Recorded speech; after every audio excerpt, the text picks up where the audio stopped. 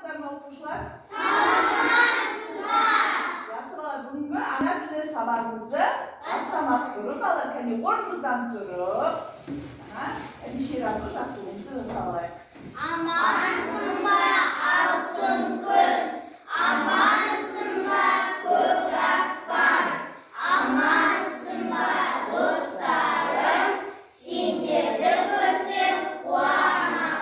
Жақсы балалар, отыра болыңыздар.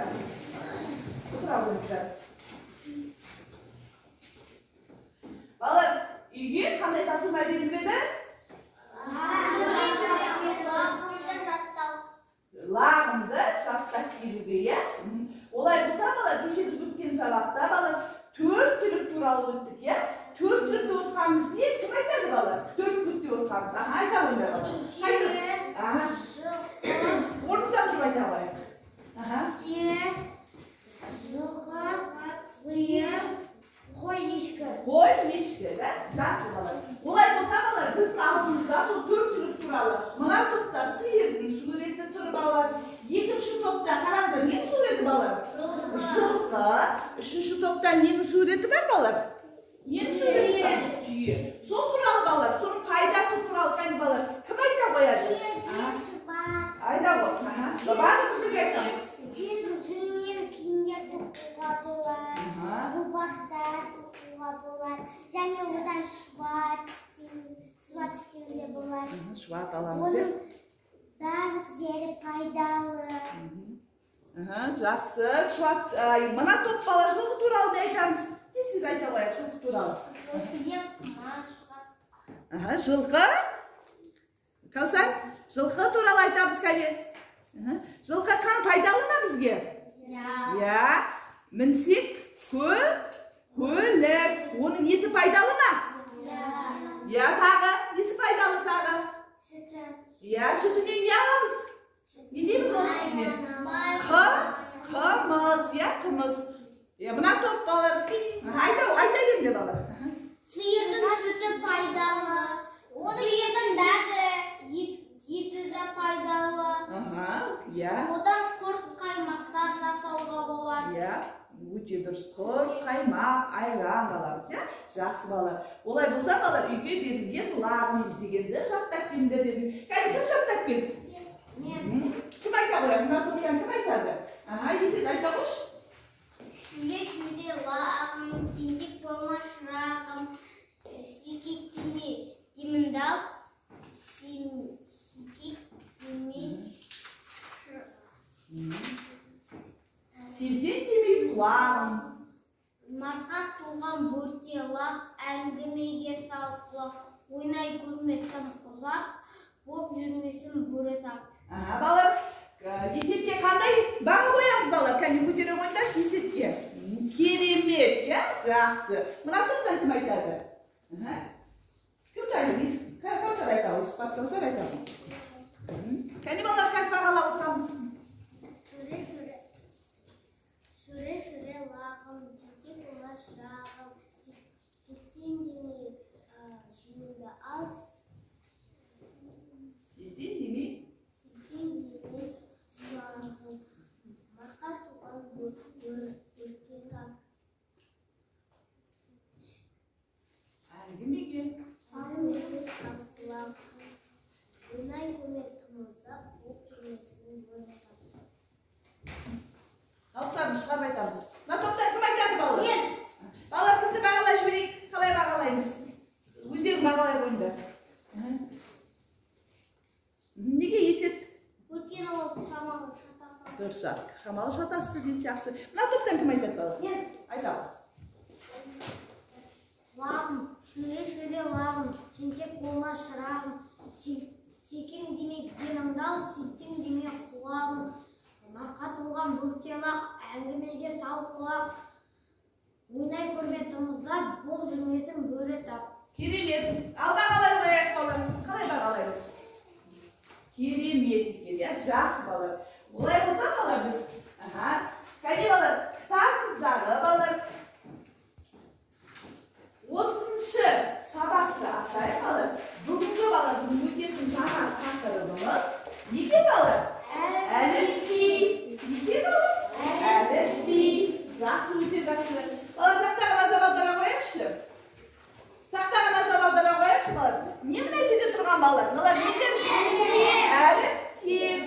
ko'rasizlar ya. Bolalar, bizde Қазақ tilinde neçe әріп var edi? 42 әріп var ya. Mine bolalar, bugün bizim sabahımız adı bolalar. Әліпби. Bolalar taxtaga nazar audarak. Taxtada bolalar. Ермек Бөтеклеуұлы. Ермек Бөтеклеуұлы ақын, балалар ақыны. Ол 1938 жылы бұрынғы Ақмола облысы, қазіргі Нұр-Сұлтан қаласында туылған. Балдырған журналында қызмет еткен. Және балалар өсіп келе жатырмыз. Және Жанашыр атты әңгімелер жинағы бар. Балалар, бүгінгі біздің жаңағы әліпби деген өлеңіміздің авторы. Кәне балалар, кітабымызды ашайық. Аша қояйық балалар кітабымызды. Кітабымызды ашып балалар, өлеңге назар аударайық. Кітабымызды ашайық балалар, үйде берілген әліпби өлеңін кәне оқиық. Есеп бастап оқиық. Әліпбиді бөлінген онда жүйе қалып бар. Әрі қарай. Біздің қазақ тілімізде 42 әріп бар. Айсесім, екіншісін айсесін әрі қарай оқы. Әліпбидің басында ақылендер тұрады, басқалары қасында әріп сапын құрады. Әріп салып тұрады. Қуандық оқиғы. Бастан оқиғы. Әліпбиді біліңдер, онда жүйе қалып бар. Біздің қазақ тілінде 42 әріп бар. Аяру, екіншісін оқиғы, екінші бөлім. Әліпбидің басында ақылендер тұрады, басқалары қасында әріп сапын құрады. Жақсы. Балалар, бұлай достар, әкәне балалар, бәріміз тақтаған қазір балалар. Назар аударамыз. Балалар, біз буын, бір буынды, екі буынды, үш буынды сөздерді білеміз ғой, я балалар? Олай болса, қазір балалар. Үшінші топ, бір буынды сөздерді жазады. Екінші топ, екі буынды сөздерді жазады. Үшінші топ балалар. Үш буынды сөздерді балалар. Несеп шығамыз балалар? Шығамыз, е? Әне балалар, тақтамен жұмыс. Тақтаға шығып жазамыз балалар. На топтан, үш топтан келе қойды. Келе қойым жу. Сіздер бір буынды сөздерді жазасыңдар. Мына топ екі буынды сөздерді жазады. Бір буынды сөздерді жазасыңдар. Бір буынды. Келе ғой, бір буынды сөзді жазасың. Мына топта келе ғой, Есқуат Кәусар, сен екі буынды сөздерді жазасыңдар. Сен үш буынды сөзді жазасың. Мына топ екі буынды жазады. Кім жазады? Келіңдер.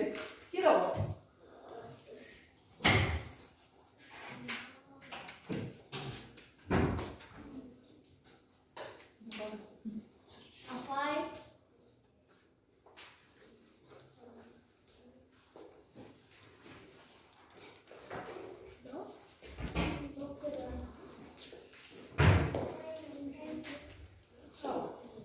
Екі буындыны жазамын. Нұразиз екі буындыны жазамын. Дала. Жазамын. Дала.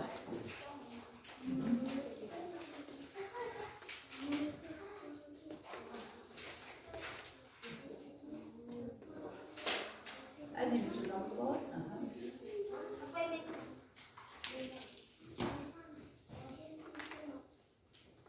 Ана балар, бір буынды ма? Ана деген бір буынды ма? Бір буынды ма? Ана. Екі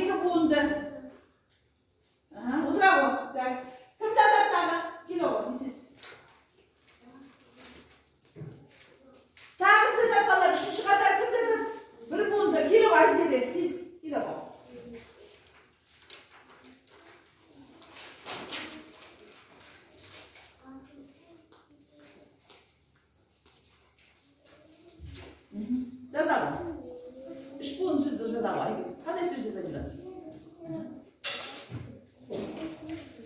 Bir буынды сөз, бірінші топ, сіздер кім жазады? Bir буынды сөзді. Мен. Келе ғой, жақсы қуандық. Ой, дұрыс, бөлме, дұрыс. Не деп жазсын аға, әсесім? Астана өте керемет жақсы. Bir буынды сөз жазады.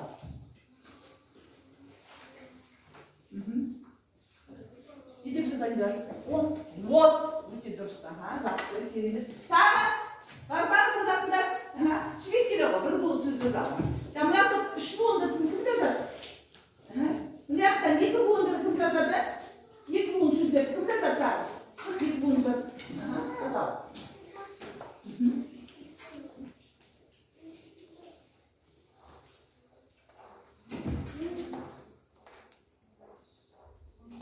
Тау дейді. Дұрыс па балалар?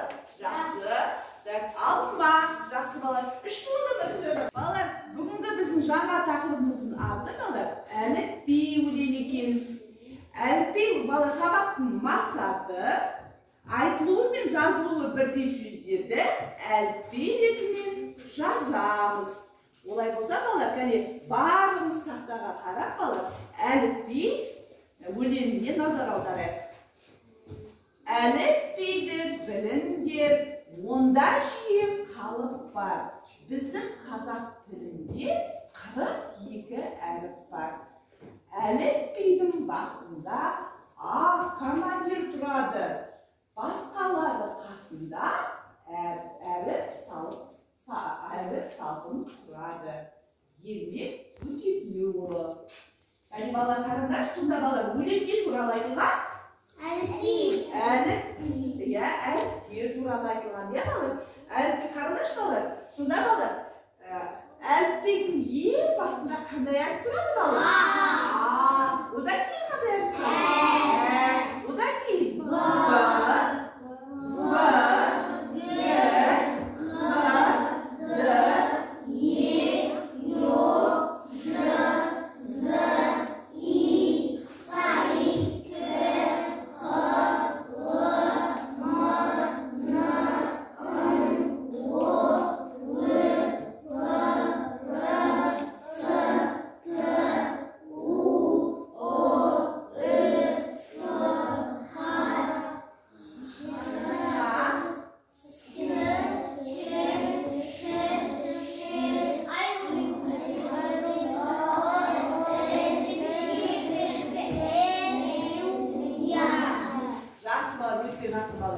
балалар, біздер осы қазақ әліпбиінде балалар дауысты дыбыстар нешеу еді балалар? 15. Дауысты дыбыстар нешеу? 25. Өте дұрыс айтасыздар. Ал балалар, 2 белгі бар ғой, иә? Белгі нешеу? 2 таңба, иә. Кешіресіз, 2 таңба бар, иә? Жақсы балалар, өте жақсы. Енді балалар, сіздердің алдарыңызға балалар, мен мынадай қызыл үй қойдым. Балалар, қызыл үй қойдым. Оның қасында балалар міне әріптер жатыр. Не істейміз кәне балалар? Топ болып, қызыл үйге дауысты дыбыстарды кіргізіңдер. Келді балалар. Дауысты дыбыстарды кіргіземіз. Ал сендер балалар, көк үйге дауыссыз дыбыстарды кіргіземіз кәне. Тез. Ал балалар, сендер, мына топ балалар, сендер қосарлы дыбыстарды қоямыздар, қосарлы дыбыстар. Сол қосарлы дыбыстарды тауып алыңдар. Соған сөз ойлаңдар. Қосарлы дыбыстар қайсысы? Қандай еді қосарлы дыбыстар? Кәне кездерге мысалы дауысты дыбыстарды кәне ашып қояйық.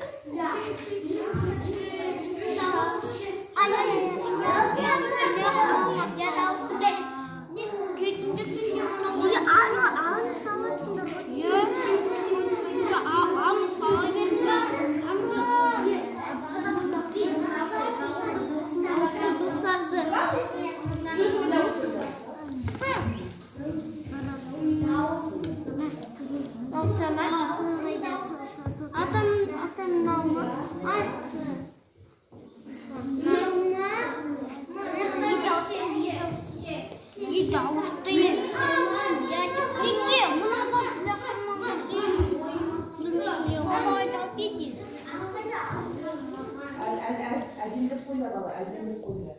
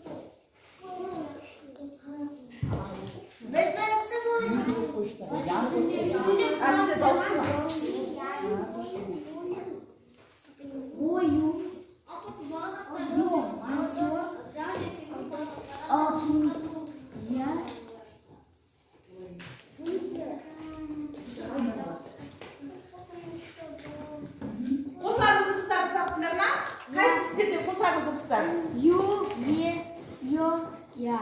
Aha, dürüst. Hayda, ya, yo, yu. Aha, жақсы. Осы айда сөз ойлай қойыңдар. Қандай сөз ойлайсыңдар? Ою бар. Ою, aha. Сосын? Сосын? Қоян. Қоян, дұрыс, өте дұрыс. Тағы? Тағы? Аю. Аю. Сосын? Сосын? Болдық па? Жақсы. Ал сендер қандай дыбыстарды сөздерге барасың? Көмегі қандай дыбыстарды жүргізіңдер? Дауыссыз дыбыстар айта қойыңдар. Аха.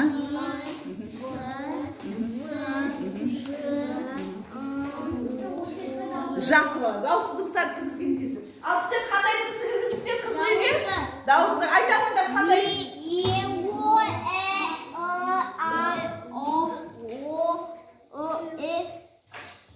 Жақсы. Аха. Олай болса балалар, өте жақсы, керемет. Қане өзімізді бағалайықшы, қалай бағалаймыз?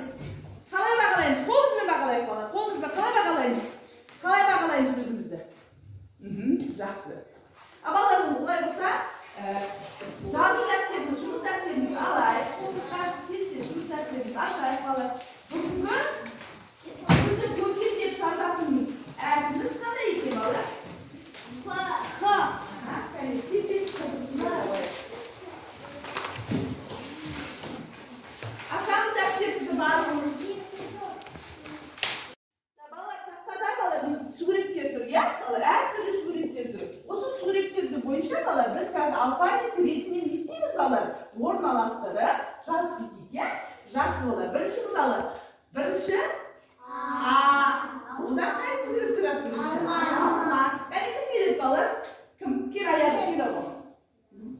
Ал кәне балалар, бәріміз қалғандарын жазу тұрайық, жазу дәптерімізге. Бірінші қандай деймін? Ал шығара ғой, қай дұрыс? А деп оны ары қояйық. Жаза басына. Аха. Алма.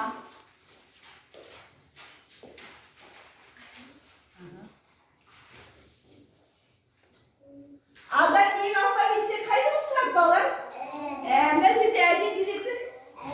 Әже келе ғой. Әже дейді балалар. Әжені ала ғой, аның астына қоя ғой. Дұрыс, өте дұрыс. Жаза ғой.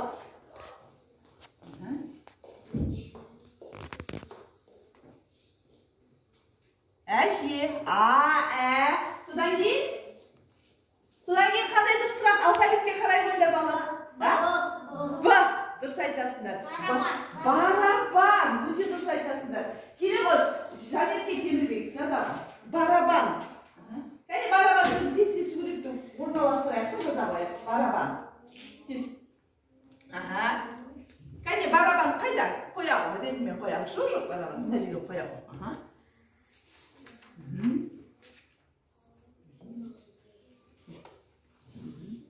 Жаза басына. Алар жазып отырып па бәріміз? Иә. Барабан. Барабан. Бұдан кейін қандай дұрыс тұрады балалар? В. Дұрыс айтасыңдар. Бұдан келетін қандай сөз? Вагон. Келе ғой жібек. Вагон. Тез етіп келе қойыңыз. 10.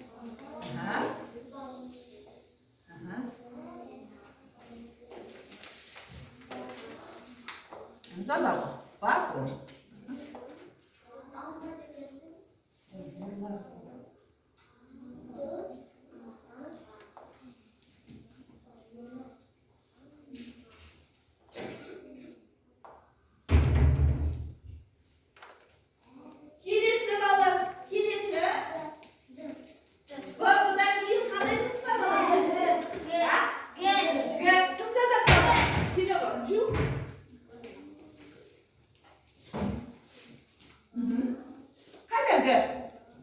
Gül ya, dürüst aytasın. Жазалы. Gül.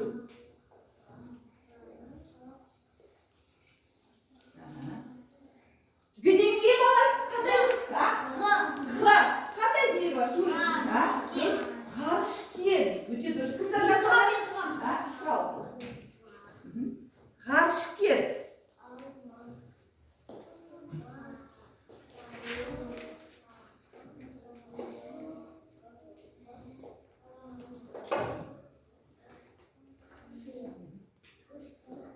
Жазалы G'arshker.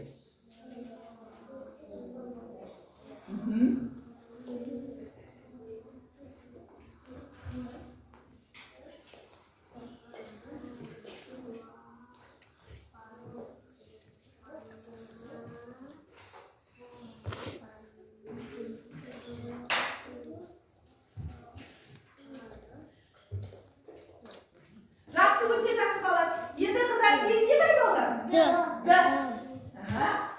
Не? Доп. Өте керемет. Келе Айша. Доп. Кәні орналастыра қояйық. Доп. Бірінші суретті. Жазал.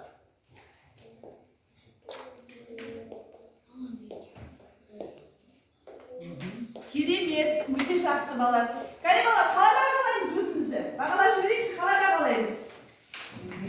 Жақсы, керемет. Жақсы. Сонда балалар, біз алфавит ретімен не істедік? Орналастырдық, я? Жақсы.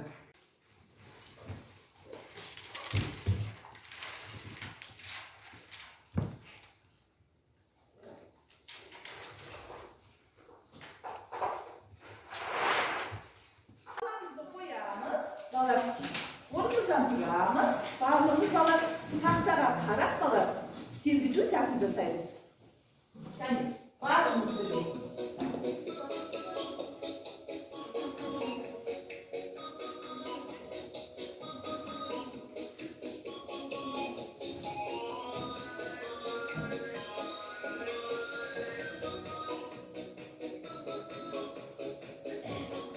Aşağı kıyıtsanız. Biliyor musun bala, ben bugün bozmayacağız. 1, 2, 3.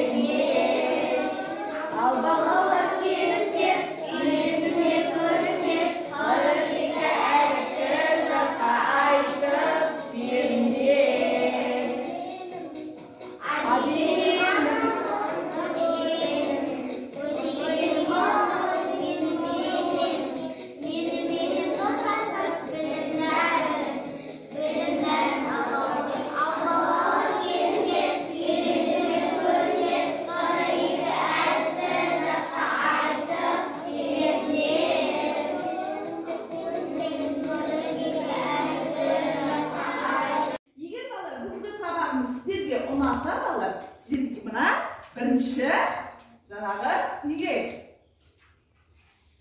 саусаққа смайликке қоясыздар. Егер бала сіздерге әлде де түсініксіз болса, екінші неге қоямыз тарелкеге, ал бала сіздерге ештеңе түсініксіз болса, үшінші тарелкеге алдымыздағы қыстырғышымызды қыстыра қояйық балалар. Келе қояйық. Келіңдер.